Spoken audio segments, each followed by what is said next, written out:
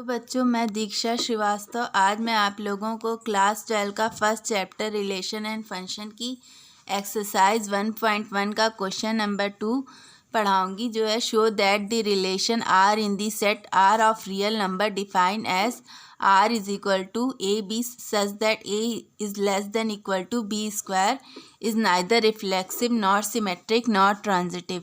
एक रिलेशन है आर में जो डिफाइन किया गया है R is equal to A B such that A is less than is equal to B square. बताना है कि वो ना तो रिफ्लेक्सिव है, ना ही सिमेट्रिक है और ना ही ट्रांजिटिव है। तो फॉर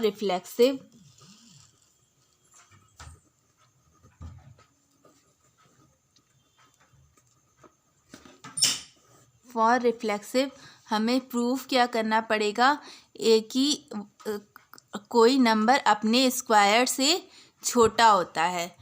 तो हमें प्रूफ करना पड़ेगा कोई नंबर अपने स्क्वायर से छोटा नहीं होता है, तभी ना हम प्रूफ करेंगे कि वो रिफ्लेक्सिव नहीं है।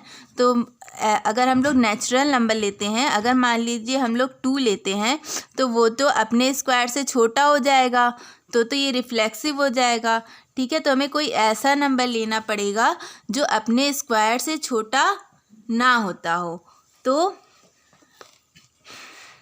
हम लेते हैं, मान लीजिए 1/2, तो 1/2 का स्क्वायर क्या हो जाएगा 1/4। लेकिन 1/2 अपने स्क्वायर से छोटा तो है नहीं, ये तो अपने स्क्वायर से बड़ा हो गया। अरे 1/2 अपने स्क्वायर से तो बड़ा हो गया। ठीक है, तो ये क्या हो गया, मतलब क्या हुआ, A does not belongs to R. मतलब हम लोग ए क्या माने थे, ए इज इक्वल टू हम लोग क्या माने थे 1/2 माने थे, और 1/2 अपने स्क्वायर से बड़ा हो गया, यानी ये रिफ्लेक्सिव नहीं है। This implies R is not reflexive. For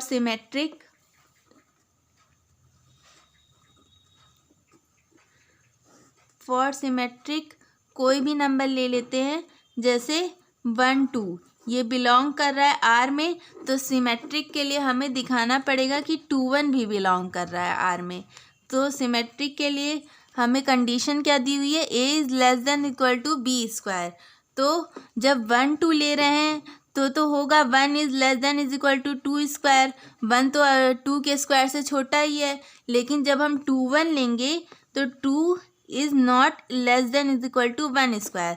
1 का स्क्वायर तो 1 ही हुआ, तो 2 के स्क्वायर से बड़ा हो गया, ना कि छोटा। तो मतलब क्या हुआ कि 2 1 does not belongs to R. This implies R is not symmetric. अब फॉर ट्रांजिटिव हम लोग ट्रांजिटिव के लिए कोई 3 नंबर ले लेते हैं, ए बी सी। मान लेते हैं ए है 5, बी है 3 और सी है 2। ठीक है, तो हमें ट्रांजिटिव के लिए क्या दिखाना रहता है, अगर ए बी बिलोंग कर रहा है आर में और बी सी बिलोंग कर रहा है आर में, तो ए सी भी बिलोंग करना चाहिए आर में। तो ए बी बिलोंग करने के लिए, ए बी अगर बिलोंग कर रहा है आर में, तो मतलब क्या हुआ, अगर ए बी बिलोंग कर रहा है आर में, तो this implies 5 is less than is equal to 3 square. 5 3 के स्क्वायर से छोटा है, तो ये तो सही है। फिर अगर बी सी बिलोंग कर रहा है आर में, तो इसका इम्प्लाइज क्या होगा, मतलब 3 is less than is equal to 2 square. ये भी ठीक है, 3 2 के स्क्वायर से छोटा है। अब ये दोनों बिलोंग कर रहा है आर में, तो हमें दिखाना है कि ए सी भी बिलोंग करना चाहिए आर में। तो ए सी का मतलब क्या हुआ, ए सी का मतलब होगा, ए सी का मतलब होगा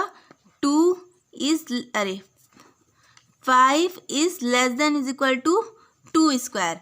लेकिन 2 का स्क्वायर तो 4 हुआ और 5 उससे बड़ा हो गया, तो 5 is not less than is equal to 2 square. मतलब